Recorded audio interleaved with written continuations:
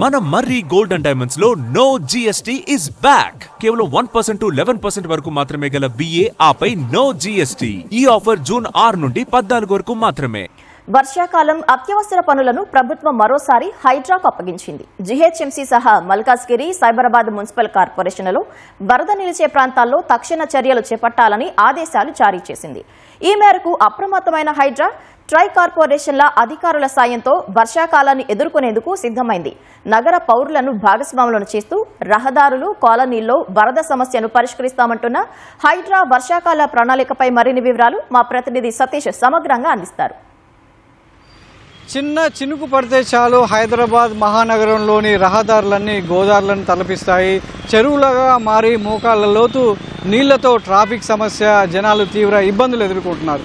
మరి ఈ వర్షాకాలంలో అలాంటి సమస్యలు తలెత్తకుండా హైడ్రా కావచ్చు, 3 కార్పొరేషన్ల పరిధిలో అధికారులు ఏం చేయబోతున్నారు, ఎంతమంది సిబ్బందిని ఈసారి క్షేత్రస్థాయిలో సిద్ధం చేస్తున్నారు, వరద నీరు నిలవకుండా గతంలో తీసుకున్నటువంటి చర్యలేంటి, ఈసారి ఆ చర్యలు ఫలించాయా లేకపోతే మళ్ళీ అదే సమస్యలు పునరావృతం అవుతాయా, అధికారులు ఏమంటున్నారో చూద్దాం.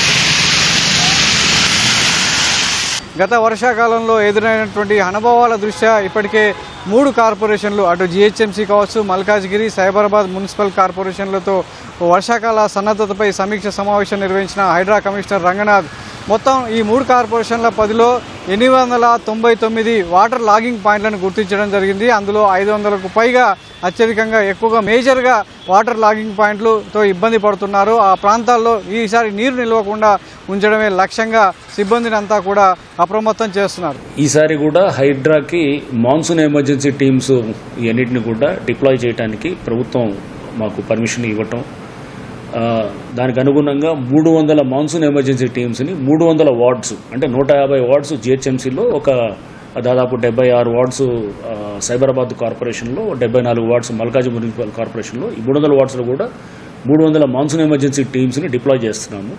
అయితే దీంట్లో మనం చూస్తే వాటర్ లాగింగ్ పాయింట్స్ కూడా దాదాపు మనకి 899 వాటర్ లాగింగ్ పాయింట్స్ ఉన్నాయి.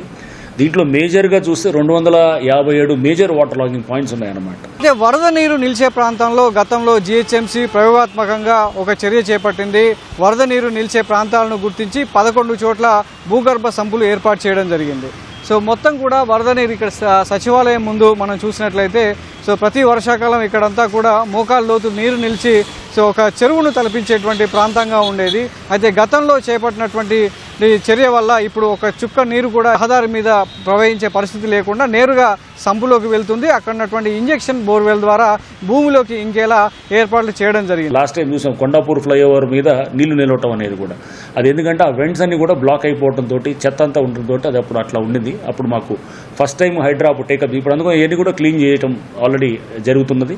అండర్ పాసెస్ ఎక్కడెక్కడైతే కనుక నీళ్లు నిలుస్తాయి అక్కడంతా కూడా వెంట్స్ క్లీన్ చేసుకుంటూ మెయింటెనెన్స్ ప్రాపర్గా చేసేటట్టు, ఆ నీళ్లు నిలిచే చోట హెవీ డ్యూటీ మెషినరీ పెట్టి పంప్ అవుట్ చేయడానికి కూడా పెట్టాం. అంటే చిన్న మైక్రో డీటెయిల్స్లో కూడా వెళ్తున్నాం. పోయినసారి అబ్జర్వ్ చేసాం, ఈ పంప్స్ మనం తీసుకెళ్ళి ఎక్కడ నీళ్ళు నిలిచిన చోట పెట్టినప్పుడు దాన్ని స్టార్ట్ చేయడానికే దాదాపు 20 నిమిషాల నుంచి అరగంట పట్టేదన్నమాట. ఎందుకంటే అది దాన్ని నీళ్లు పోసి మళ్ళీ ఏదో చేసి దాన్ని స్టార్ట్ చేసి అంతా చేసేటప్పుడు ఇప్పుడు అందుకోసం ఆటో ప్రైమ్ మన మోటార్స్ని కూడా ప్లాన్ చేసాం, పెట్టాం. అన్ని కూడా ఆటో ప్రైమ్ మోడ్లో ఉన్న వాటిని లాస్ట్ టైం చూసినప్పుడు మనకి అర్థమైంది ఏంటంటే వర్షం పడ్డప్పుడు వచ్చే గాలికి ఇది ఉండటంతో ఈసారి చెట్లను కూడా ప్రూనింగ్ కూడా టేకప్ చేసాం అనమాట.